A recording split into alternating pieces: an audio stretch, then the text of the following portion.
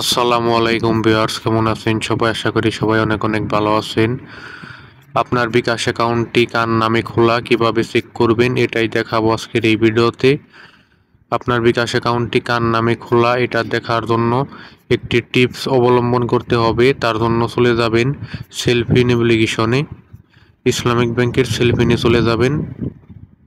সেলফিন আসার পর এখানে আপনার সেলফিনের পিন দিয়ে লগ ইন করে নেবেন। আমি লগ ইন করে নিচ্ছি।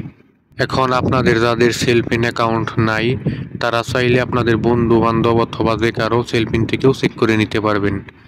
আর যাদের সেলফিন আছে তাদের তো ভালো, আর যাদের নাই তারা বন্ধু বান্ধবেরটা দিয়ে চেক করে নিতে পারবেন, কোনো সমস্যা নাই। এখন আপনার বিকাশ অ্যাকাউন্টটি কার নামে খোলা এটা চেক করার জন্য এই ফান্ড ট্রান্সফার একটি ক্লিক করবেন এখানে।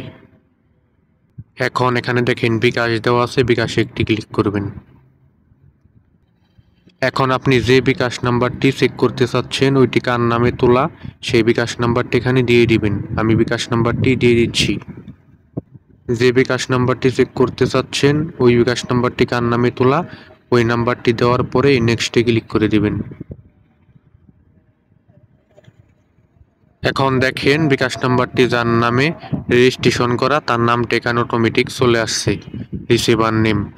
দেখেন অটোমেটিক নামটি চলে আসছে এবং উপরে নাম্বার দেখাইতেছে, এটা নাম্বার। এবং নিচে দেখেন যার নামে এই বিকাশ নাম্বারটি রেজিস্ট্রেশন করা তার নামটা এখানে চলে আসছে। আপনারা ঠিক এভাবেই দেখে নিতে পারবেন আপনার বিকাশ অ্যাকাউন্টটি কার নামে রেজিস্ট্রেশন করা।